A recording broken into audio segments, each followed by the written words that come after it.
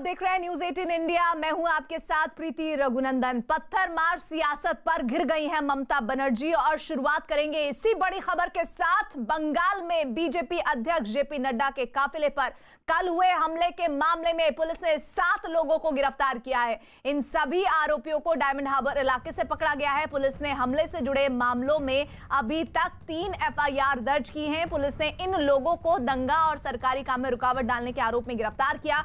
नड्डा के काफिले पर कल हुए हमले के मामले में टीएमसी कार्यकर्ताओं पर आरोप लगाया गया था। तो एक बार फिर से आपको बता दें, कल हमला हुआ नड्डा के काफिले पर और उसके बाद किस तरह से सियासत अपने चरम पर पश्चिम बंगाल में। लेकिन सवाल ये कि क्या पश्चिम बंगाल में चुनाव से पहले बदलापुर शुरू हो गया है, क्योंकि कल नड्डा का हमला जिस तरह से हुआ उसके बाद पश्चिम बंगाल समेत देश के अलग अलग हिस्सों में बीजेपी प्रदर्शन कर रही है। खास तौर पर पश्चिम बंगाल में कई जगह पर ममता सरकार के पुतले फूके गए हैं। पूरे प्रकरण, जहाँ तक पूरे प्रकरण का सवाल है, मेरा ऐसा मानना है कि एक सोची समझी साजिश का हिस्सा है। भारतीय जनता पार्टी का जिस प्रकार काम बढ़ रहा है, जिस प्रकार लोकप्रियता बढ़ रही है, इन्होंने सोचा कि नंबर 1 नेता को हम हत्या करके या उनको मार कर या उनके ऊपर हमला करके पश्चिम बंगाल में कार्यकर्ताओं को डिमोरलाइज कर सकते हैं। ये उनकी कोशिश थी। तो आज पश्चिम बंगाल के राज्यपाल जगदीप धनखड़ ममता सरकार पर जमकर बरसे हैं। एक प्रेस कॉन्फ्रेंस कर राज्यपाल ने साफ शब्दों में कहा कि अगर ममता संवैधानिक रास्ते से भटकती हैं तो उनकी जिम्मेदारी शुरू हो जाती है। उधर केंद्र सरकार ने 14 दिसंबर को बंगाल के डीजीपी और मुख्य सचिव को तलब किया है।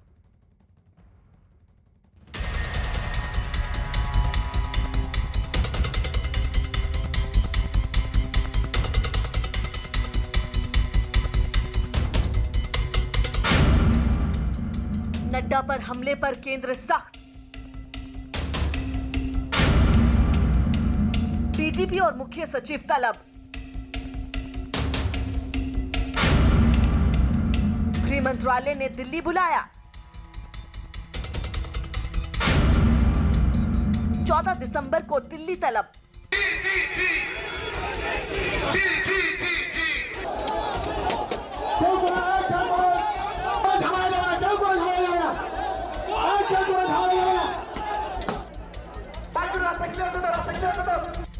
बीजेपी के राष्ट्रीय अध्यक्ष पर बंगाल में हुए हमले पर केंद्र सरकार सख्त दिख रही है।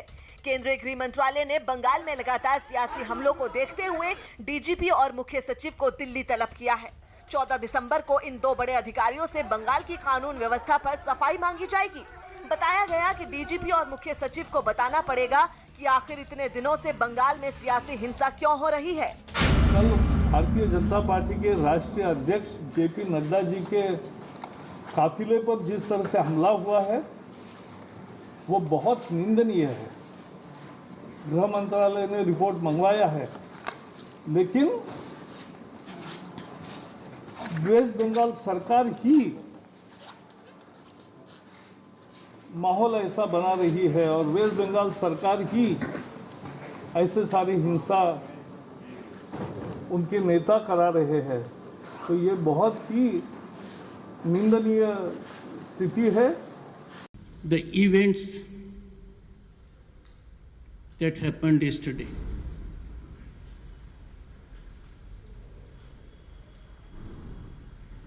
are most unfortunate. They are a slur on our democratic fabric. एक तरफ केंद्र सरकार ने बंगाल के 2 अफसरों को तलब किया है, तो वहीं दूसरी तरफ इसी मामले में बंगाल के राज्यपाल भी हरकत में आ गए हैं। बीजेपी अध्यक्ष जेपी नड्डा पर हमले की केंद्र को रिपोर्ट भेजी गई है। राज्यपाल जगदीप धनखड़ ने गृह मंत्रालय को रिपोर्ट भेजी है, जिसमें नड्डा की सुरक्षा में चूक का दावा किया गया है। बताया गया कि राज्यपाल सचिवालय की तरफ से भेजी गई रिपोर्ट में इस बात का जिक्र है कि किन हालात में नड्डा के काफिले पर हमला हुआ। इसमें इस बात का जिक्र है कि नड्डा की सुरक्षा के पर्याप्त इंतजाम नहीं थे, यानी उनकी सुरक्षा में कमी थी। यदि अगर आप इस रास्ते से भटकती हैं तो मेरे दायित्व की शुरुआत होती है। मैं आपसे विनम्र प्रार्थना करता हूं, गुजारिश करता हूं, भारत के महान प्रजातांत्रिक व्यवस्था पर संविधान की भावना के विपरीत कार्य कर इस प्रकार का कदम मत उठाएं। नड्डा पर हमले से बंगाल ही नहीं देश की सियासत उबाल मारने लगी है। नड्डा के काफिले में शामिल बंगाल बीजेपी के प्रभारी कैलाश विजयवर्गीय की भी गाड़ी पर भी हमला हुआ। हमले के बाद उनकी गाड़ी की हालत से हालात का अंदाजा लगाया जा सकता है। कैलाश विजयवर्गीय को हाथ में चोट लगी थी और मेडिकल रिपोर्ट में बताया गया कि उनके बाएं हाथ में लिगामेंट फ्रैक्चर है। कैलाश विजयवर्गीय हमले के दौरान के अनुभव को भूल नहीं पा रहे। कैलाश विजयवर्गीय ने दावा किया कि कुछ देर के लिए तो वो ये भूल गए कि उन पर हमला अपने ही देश में हुआ है। कल वहाँ गुंडों की गुंडाई थी। वहाँ पर जानकारी हमने शासन, प्रशासन, केंद्र सरकार सबको दे दी थी। यदि वो गुंडे पुलिस के सामने उसके बाद भी गुंडाई करें, जानलेवा हमला करें, एक सेकंड के लिए तो हमें ऐसा लगा कि पुलिस खड़ी हुई है, लोग हमको मार रहे हैं, हमारे ऊपर पत्थरों की बारिश कर रहे हैं, हम अपने देश में हैं कि कहीं दूसरे देश में हैं, कि पाकिस्तान में तो नहीं आ गया, ऐसा हमें थोड़ी देर के लिए लगा। बंगाल में लगातार हो रही सियासी हिंसा पर कई बार प्रधानमंत्री अपनी आपत्ति जता चुके हैं। कैलाश विजयवर्गीय ने बताया कि हमले के बाद खुद प्रधानमंत्री ने फोन कर उनसे हालचाल जाना। नड्डा और उनके काफिले पर हमले का विरोध बीजेपी ने देश भर में प्रदर्शन कर जताया। बीजेपी का दावा है कि तृणमूल कांग्रेस के कार्यकर्ताओं ने हमला किया था, लेकिन ममता सरकार के बाद अब तृणमूल कांग्रेस ने भी इसे बीजेपी की नौटंकी करार दे दिया। शायद ये हमला भी सजाया हुआ था। जेपी नड्डा को विजिट के कोई ट्रैक्शन नहीं मिल रहा था, तो कुछ ईंटा फेंकने से वो फ्रंट पेज में चला आया। बंगाल में 6 महीने बाद विधानसभा चुनाव होने हैं। धीरे धीरे सियासी दलों ने इसके लिए जोर लगाना शुरू कर दिया है। बीजेपी की बढ़ती सक्रियता भी इसी का हिस्सा है और हर दल को अपने मत के प्रचार प्रसार का हक भी है। लेकिन टीएमसी के नेता इस पर भी नाराजगी जताते हुए दिखाई दिए कि आखिर ममता और उनके भतीजे अभिषेक बनर्जी के गढ़ डायमंड हार्बर में बीजेपी के नेताओं को जाने की जरूरत क्या थी। सवाल रहता है, जेपी नड्डा को डायमंड हार्बर में जाने का क्या जरूरत था? अगले दिन भवानीपुर में जाने का क्या जरूरत था? ममता बनर्जी और अभिषेक बनर्जी का वहाँ वो प्रोवोकेशन देंगे तो थोड़ा स्पॉन्टेनियस रिएक्शन भी हो सकता है। बंगाल में सियासी हिंसा पर सियासत भी तेज हो गई है और अब नड्डा के बाद केंद्रीय गृह मंत्री अमित शाह भी बंगाल का दौरा कर सकते हैं। बताया जा रहा है कि अमित शाह 19 और 20 दिसंबर को बंगाल में होंगे और पार्टी के 3 अलग अलग कार्यक्रमों में शामिल होंगे।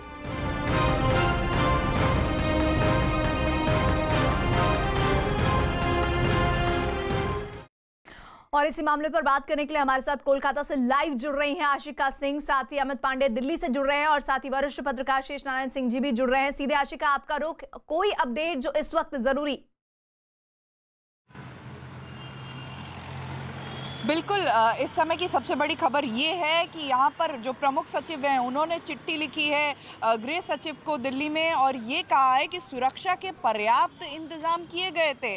पूरा हवाला देते हुए ये कहा है कि बुलेट प्रूफ गाड़ी और पायलट कार एस्कॉर्ट करने के लिए ये उपलब्ध कराया गया। साथ ही एक डीआईजी, 4 एडिशनल एसपी, साथ ही 8 डीएसपी को भी वहाँ पर लगाया गया था। अब सवाल यहाँ पर ये बीजेपी की तरफ से उठाया जा रहा है कि अगर इतने पुलिस वाले वहाँ पर तैनात थे, इतने अधिकारी वहाँ पर थे, तो इतनी बड़ी घटना हुई कैसे?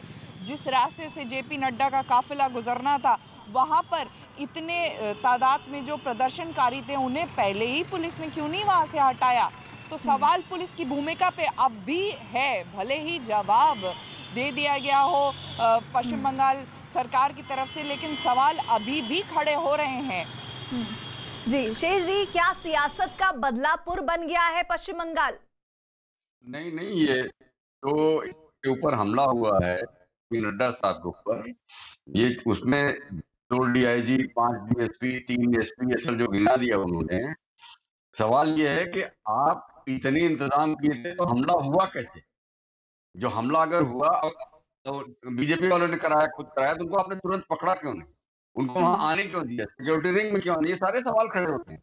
तो ये तो जाहिर है कि राष्ट्रीय अध्यक्ष एक पार्टी का गया है और उसको आप उसके ऊपर पत्थर मारे जा रहे हैं। अगर वो हम कहते हैं मान लिया 1 मिनट के लिए स्टेज माइनस है, बीजेपी ने करवाया, तो उनको वहाँ आपने पकड़ा क्यों नहीं? रोका क्यों नहीं? आज जब सेंट्रल गवर्नमेंट से आपको सवाल पूछे जा रहे हैं, तो आप आज चिट्ठी आप लिख रहे हैं 3 दिन बाद। ये बिल्कुल गलत है और इसके लिए उनको जवाबदेह तय करना पड़ेगा। और ममता बनर्जी को भी, अब जैसे उनके प्रवक्ता ने कहा कि साहब हमारे क्षेत्र में क्यों आए आप? क्यों नहीं आए भैया? पूरे हिंदुस्तान में पॉलिटिकल वर्क लिए हम कहीं भी, कोई भी कहीं भी जा सकता है। ये सरासर बेईमानी है, गलत है। इस पर उनको they should be taken to task. एक पार्टी के राष्ट्रीय अध्यक्ष पर हमला और 7 लोगों की गिरफ्तारी भी शेष जी हुई है, लेकिन अभी तक ये खुलासा पुलिस नहीं कर पा रही है कि एक भी उनमें से बीजेपी का है या नहीं है, या टीएमसी का है, कौन है? ये तो बताना चाहिए था ना, इतना हाई प्रोफाइल हमला हुआ था ये। चाहे जो हो, उसको पकड़ो, उस पर एक्शन करो भाई। आपने हमला होने क्यों दिया? सबसे बड़ी बात है, प्रिवेंटिव एक्शन क्यों नहीं हुआ? सिक्योरिटी रिंग टूटी कैसे? उस पर इन पर सवाल होगा। सस्पेंड कितने अफसर किया आपने? और दूसरा, हमला अगर हो गया तो तुरंत पकड़े क्यों नहीं गए लोग? आप आज 2 दिन बाद पकड़ रहे हैं। ये बिल्कुल इनमें इनकी मिली भगत है और इसकी निंदा की जानी चाहिए। और उस पर जो धनखड़ ने कहा, हालांकि धनखड़ को हम अक्सर सही नहीं मानते, लेकिन जब वो कह रहे हैं कि जहां आपकी ड्यूटी खत्म होगी वहां हमारी ड्यूटी शुरू हो जाएगी, बिल्कुल, तो ये बिल्कुल गलत है, इनका नहीं करना चाहिए। जी, मैं सीधे रुख करूंगी अमित का, दिल्ली से हमारे साथ जुड़ रहे हैं। अमित, ये पश्चिम बंगाल की सियासत का इतना चरम स्थिति है कि इसकी जो अब तपिश है वो दिल्ली तक पहुंच रही है, और जिस तरह से वहां के राज्यपाल धनखड़ साफ संदेश दे रहे हैं कि अगर ममता सरकार अपनी जिम्मेदारी नहीं समझेगी तो फिर मुझे कमान लेनी पड़ेगी। ऐसे में दिल्ली से क्या खबर है? देखिए, बराबर राज्यपाल ने जो राज्य में कानून व्यवस्था की स्थिति है उस पर सवाल उठाए थे। इससे पहले भी गृह मंत्री अमित शाह से मुलाकात की थी पश्चिम बंगाल में कानून व्यवस्था की स्थिति को लेकर, और अब इस घटना के बाद एक बार फिर राज्यपाल ने ये कहा है। तो हम ये उम्मीद कर सकते हैं कि आने वाले दिनों में जब मुख्य सचिव और डीजीपी गृह मंत्रालय में अपना जवाब देंगे और उसके बाद अगर ऐसी घटनाएं होती हैं तो जाहिर सी बात है कि राज्यपाल जो अभी सिर्फ बयान दे रहे हैं वो अपनी सक्रियता यहाँ पर दिखाएंगे। और एक हम ये कह सकते हैं कि तल्ख रिश्तों का दौर जो पहले से था अब और ज्यादा ये मुखर हो गया है, और ज्यादा आने वाले दिनों में इसकी छाया हमें देखने को मिलेगी राज्य सरकार और केंद्र सरकार के बीच में। आशिका, 2 सवाल है, 2 सवाल, जिसमें पहला सवाल ये कि भाई जेड सिक्योरिटी थी जेपी नड्डा की, उसमें चूक कैसे हुई? पहले तो राज्य सरकार यही बताया, और साथ ही पुलिस ने जिन 7 लोगों को गिरफ्तार किया है उनमें से कितने टीएमसी के हैं, कितने बीजेपी के हैं, कौन है, ये खुलासा क्यों नहीं किया जा रहा अभी तक? देखिए, भले ही ममता बनर्जी ये कह रही हो, कल से टीएमसी की तरफ से कहा जा रहा है कि जिन्होंने घटना को अंजाम दिया वो बीजेपी के लोग थे, लेकिन फिलहाल पुलिस ने ये साफ नहीं किया है कि जो लोग पकड़े गए थे वो कौन है। और दूसरी तरफ चिट्ठी जो अभी लिखी गई है यहाँ से प्रमुख सचिव के द्वारा, उसमें ये मेंशन किया गया है बार बार कि Z+ सिक्योरिटी के तहत हमने पूरी सुरक्षा दी है। जबकि पहले ही दिन जब जेपी नड्डा यहाँ पर पहुँचे और भाजपा दफ्तर पहुँचे, उनके सामने जब प्रदर्शनकारी मौजूद थे, काले झंडे दिखा रहे थे, वहाँ पर पुलिस का कोई भी मौजूद नहीं था। और काफ़ी देर तक हमने भी वहाँ पर देखा कि काफ़ी देर तक वो हंगामा चलता रहा और दोनों पक्ष के जो लोग हैं वो आपस में भिड़ गए। लेकिन पुलिस बहुत ही बाद में आई और वहाँ से प्रदर्शनकारियों को काफ़ी देर बाद हटाया। तो यानी कि बड़ी लापरवाही, आशिका, बड़ी लापरवाही बरती गई है जेपी नड्डा पर हमले के दौरान। और इस बीच बंगाल के राज्यपाल जगदीप धनखड़, न्यूज़ 18 से उन्होंने खास बातचीत की है जिसमें बंगाल की कानून व्यवस्था को लेकर ममता बनर्जी पर उन्होंने निशाना साधा है।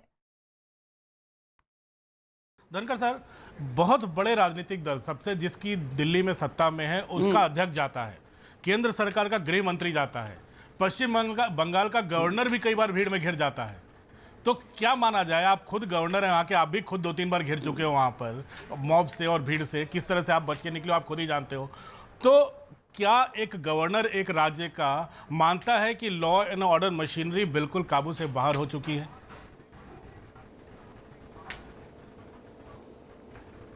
मुझे कहने में कोई संकोच नहीं है कि पश्चिम बंगाल का पुलिस और प्रशासन टोटली पॉलिटिसाइज्ड है। They are extension of the ruling party. Public servants are working like political workers. As a matter of fact, they are working like frontline political workers. They have become stake holders in political outcome. मैंने लगातार उनका ध्यान आकर्षित किया है कि as public servant you can't act as political workers, you will have to maintain political neutrality. अच्छी बात है कि अधिकांश अधिकारियों को मेरी बात समझ में आ गई है, पर कुछ लोगों की अभी तक समझ में नहीं आई है, and I need to question them.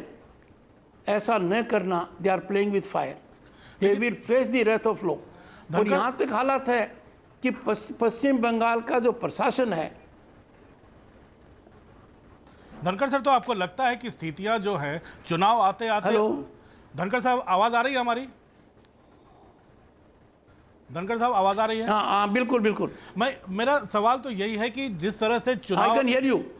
Dhankhar sir, जिस तरह से चुनाव आते आते इस तरह की हिंसा बढ़ रही है, सबसे बड़े राजनीतिक दल के अध्यक्ष पर इस तरह के हमले हो रहे हैं, उनको सुरक्षा नहीं मिल पा रही है, तो आपको लगता है कि ऐसी स्थिति में शांतिपूर्ण चुनाव हो पाएंगे वहां पर? देखिए, पश्चिम बंगाल की छवि सिन्हा जी कुछ सालों से बन गई कि यहाँ चुनाव निष्पक्ष नहीं होते, वायलेंस से होते हैं, फ्री फेयर इलेक्शन नहीं होता। मैं पश्चिम बंगाल की जनता को आश्वासन देता हूँ कि कोई कसर बाकी नहीं रखेंगे कि चुनाव बिना वायलेंस के होंगे, फ्री और फेयर इलेक्शंस होंगे। डेमोक्रेटिक व्यवस्था में सबसे बड़ा योद्धा, सबसे बड़ा खिलाड़ी आम मतदाता है, और आम मतदाता के अंदर मैं बदलाव देख रहा हूँ। आम मतदाता इस महान यज्ञ में अपनी आहुति देने को तैयार है, और मैं मानकर चलता हूँ कि मई में जो चुनाव होंगे वो निश्चित रूप से निष्पक्ष होंगे, कम से कम वायलेंस पर होंगे, कानून के हिसाब से होंगे, और सरकारी तंत्र को पॉलिटिकल वर्क करने से परहेज करना ही पड़ेगा। जो लोग इस प्रकार का दुस्साहस करेंगे वो बहुत बड़ा खतरा मोल लेंगे, ये मैं आपके माध्यम से उनको कह सकता हूँ। Law will take care of them. Dhankhar sir, लगातार आपने देखा होगा, बिहार हो चाहे उत्तर प्रदेश हो, सब राजनीतिक हिंसा के दौर से अब बाहर निकलते आ रहे हैं। ममता बनर्जी खुद बस वामपंथ के जो अल्ट्रा लेफ्ट थे उनसे लड़कर जमीन पर हिंसा के साथ दो हाथ करके वो सत्ता तक पहुंची हैं। अब उसी हिंसा को अपनाकर वो क्या बीजेपी को या दूसरे दलों को दबा पाएंगी चुनाव तक? क्या जो वोटर है बीजेपी का वो वोट करेगा? आपको लगता है बूथ तक आकर उनको बूथ तक आने दिया जाएगा? देखिए सिन्हा जी, मेरा किसी राजनीतिक दल के मतदाता से कोई मतलब नहीं है। मेरा दृष्टिकोण है राज्य का हर मतदाता रूलिंग पार्टी को वोट दे चाहे प्रतिपक्ष को वोट दे, वो निष्पक्ष तरीके से दे, निर्भीक तरीके से दे, बिना किसी डर के दे, और वोट देने की वजह से कोई दुष्परिणाम न हो, ये मेरी चिंता का विषय है। दूसरा, सरकारी तंत्र का राजनीतिकरण तुरंत समाप्त हो और राजनीति का अपराधीकरण भी समाप्त हो। Political violence, political vendetta, political killings यहाँ थमने का नाम नहीं ले रही है। मुझे कहते हुए कोई संकोच नहीं है कि पूरे देश में इस प्रकार का कृत्य कहीं और नहीं होता है। श्री जी, अब जिस तरह से राज्यपाल धनखड़ कह रहे हैं वो तो साफ और सख्त संदेश पश्चिम बंगाल की ममता सरकार को दे रहे हैं, लेकिन इस बीच क्या चुनाव से एन पहले इस तरह के हालात, क्या लग रहा है कि चुनाव के बीच भी इस तरह से लड़ना मरना इसी तरह की तस्वीर आती रहेगी? नहीं, देखिए, जब उन्होंने जो कह रहे हैं गवर्नर साहब, वही अगर उन्होंने लेके भेजा है तो वो तो ब्रेकडाउन ऑफ कॉन्स्टिट्यूशनल मशीनरी है। अगर आप वोट डालने का फ्रीडम नहीं देंगे, पॉलिटिकल वर्कर जो है सरकारी नौकर पॉलिटिकल वर्कर बन गया है, तो कॉन्स्टिट्यूशन का ब्रेकडाउन हो चुका है। ऐसी हालात में 356 के तहत कॉन्स्टिट्यूशन का आर्टिकल 356 के तहत वहां पे प्रेसिडेंट रूल लगना चाहिए। और अगर इस तरह का गवर्नर का व्यू है जो कि निष्पक्ष है, किसी पार्टी में तो है नहीं वो, और वो राजा वही शासक है, उन्हीं के नाम पर तो ममता बनर्जी शासन करती है। अगर वो ये बात कर रहे हैं तो इसका मतलब ये है कि वहां पर सेंट्रल गवर्नमेंट को इलेक्शन तक अपनी व्यवस्था करनी पड़ेगी, वरना लोग वोट ही नहीं दे पाएंगे। गवर्नर जब कह रहे हैं तो इससे बड़ा कौन है? इसलिए मुझे लगता है कि वहां पे एक चुनाव भर के लिए एक निष्पक्ष सरकार की जरूरत है जो कि चुनाव के परिणामों को प्रभावित न करे। जी बिल्कुल। और इस बीच बंगाल में बीजेपी अध्यक्ष जेपी नड्डा और उनके काफिले पर हुए हमले की खबर जैसे ही फैली है, गुस्साए बीजेपी कार्यकर्ता सड़क पर उतर आए हैं। देश के अलग अलग हिस्सों में बीजेपी के कार्यकर्ता ममता सरकार के खिलाफ नारेबाजी कर रहे हैं, उनके पुतले जला रहे हैं। बंगाल से लेकर मध्य प्रदेश तक बीजेपी कार्यकर्ताओं का गुस्सा दिखा है।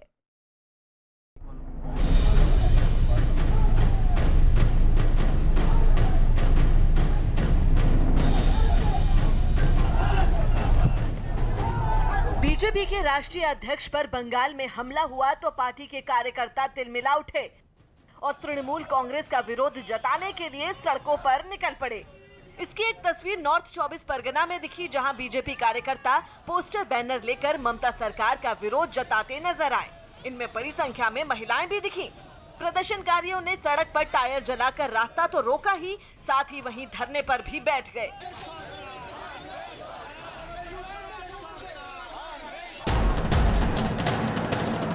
कुछ ऐसी ही तस्वीर बंगाल के ही दुर्गापुर में भी दिखी, जहां गुस्साए बीजेपी कार्यकर्ता पार्टी का झंडा लेकर नारेबाजी करते हुए सड़क पर जमा हो गए और उन्होंने बीच सड़क पर ही धरना दे दिया। हालांकि प्रदर्शनकारियों ने गाड़ी की आवाजाही के लिए रास्ता छोड़ा, लेकिन धरने का असर ट्रैफिक पर साफ साफ नजर आया। प्रदर्शनकारियों का गुस्सा बंगाल पुलिस और राज्य सरकार, खासकर ममता बनर्जी के खिलाफ दिखा। नॉर्थ 24 परगना और दुर्गापुर की तरह आसनसोल में भी बीजेपी युवा मोर्चा के कार्यकर्ता पार्टी अध्यक्ष पर हुए हमले से तिलमिलाए नजर आए। आसनसोल में बीजेपी कार्यकर्ता अचानक शहर के मुख्य चौराहे पर पहुंच गए और बीच सड़क पर नारेबाजी करते हुए धरना दे दिया। कार्यकर्ताओं ने राज्य सरकार पर बीजेपी कार्यकर्ताओं पर अत्याचार करने का आरोप लगाया और ममता सरकार को बंगाल से उखाड़ फेंकने की प्रतिज्ञा ली। যারা ভাবছেন এই বোমার গুলি করে সন্ত্রাস করে ভারতীয় জনতা পার্টিকে আটকাবেন, তাদেরকে বলি শেষে শুরু হয়ে গেছে। আর কটা দিন অপেক্ষা করুন। যারা এই সন্ত্রাস চালাচ্ছেন আর বোমাগুলি চালাচ্ছেন, তাদের ব্যবস্থা গণতান্ত্রিক উপায়ে ভারতীয় জনতা পার্টি সরকার পশ্চিমবঙ্গে প্রতিষ্ঠা হয়ে অবশ্যই হবে, এটাই আমাদের প্রতিজ্ঞা। बंगाल में जेपी नड्डा के काफिले पर हुए हमले का असर मध्य प्रदेश के जबलपुर में भी दिखा, जहां गुस्साए बीजेपी कार्यकर्ताओं ने ममता बनर्जी के खिलाफ नारेबाजी की और उनका पुतला फूंक दिया। भारतीय जनता पार्टी के 130 लोगों ने लोकतंत्र को बचाने के लिए अपने प्राणों की आहुति पश्चिम बंगाल में दी। उस पार्टी के राष्ट्रीय अध्यक्ष के ऊपर आज जो है ममता बनर्जी की सरकार ने हमला कराया है। भारतीय जनता पार्टी का प्रत्येक कार्यकर्ता सड़क पर है। आज मैं उनको चेतावनी देना चाहता हूं कि इस प्रकार का कृत्य बंद करें। जेपी नड्डा के काफिले पर हुए हमले की चपेट में बीजेपी के बंगाल प्रभारी कैलाश विजयवर्गीय भी आए थे। हमले में कैलाश विजयवर्गीय की गाड़ी के शीशे चकनाचूर हो गए और उन्हें भी चोट लगी। ये खबर उनके शहर इंदौर पहुंची तो शहर के बीजेपी कार्यकर्ताओं का पारा आसमान पर चढ़ गया। बीती रात ही बीजेपी कार्यकर्ता इंदौर की सड़कों पर निकल आए और एक जगह जमा होने के बाद उन्होंने ममता बनर्जी के पुतले फूंक डाले। गुस्सा तो दिल्ली में भी बीजेपी कार्यकर्ताओं में दिखा। अपने राष्ट्रीय अध्यक्ष पर हमले से नाराज बीजेपी के 4 कार्यकर्ता बीती रात अचानक दिल्ली में बंगाल भवन पर पहुंच गए और नारेबाजी करने लगे। हालांकि मौके पर ही पुलिस ने इन चारों को दबोच लिया और हिरासत में ले लिया। इसके बाद दिल्ली में बंगाल भवन के आसपास सुरक्षा बढ़ा दी गई।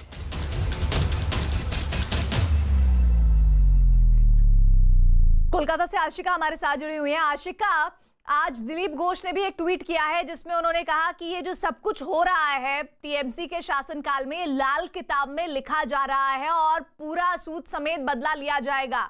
इस तरह की राजनीति आने वाले दिनों में पश्चिम बंगाल में किस ओर इशारा कर रही है?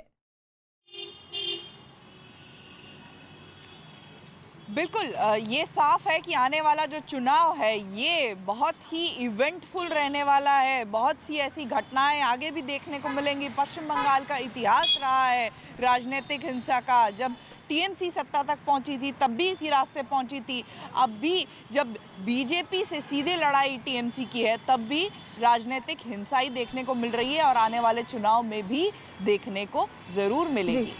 अमित पांडे भी हमारे साथ जुड़े हुए हैं। अमित, अब दिल्ली में केंद्र सरकार की तरफ से और इस पूरे घटनाक्रम को लेकर जिस तरह का एक्शन जेपी नड्डा के हमले के बाद देखा गया, उससे ज्यादा तेजी ऐसा लग रहा है कि आज के दिन देखी गई।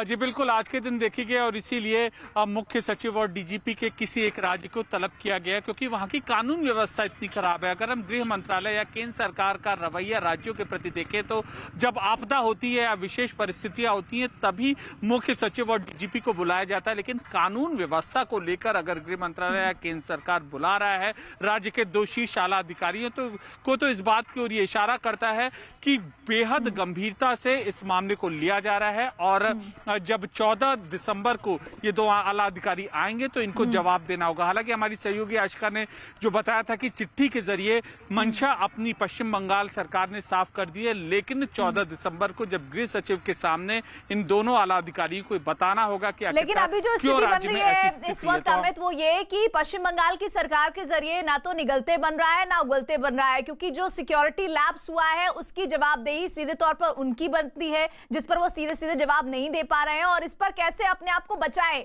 वो भी उनके समझ से परे है। और कुछ नेता हैं जो फिर सेल्फ गोल कर दे रहे हैं। एक ब्रेक हम ले रहे हैं। बड़ी खबर एक और है किसान आंदोलन की, उस पर लगातार हमारी बड़ी कवरेज जारी है। एक ब्रेक के बाद जल्द लौट रहे हैं।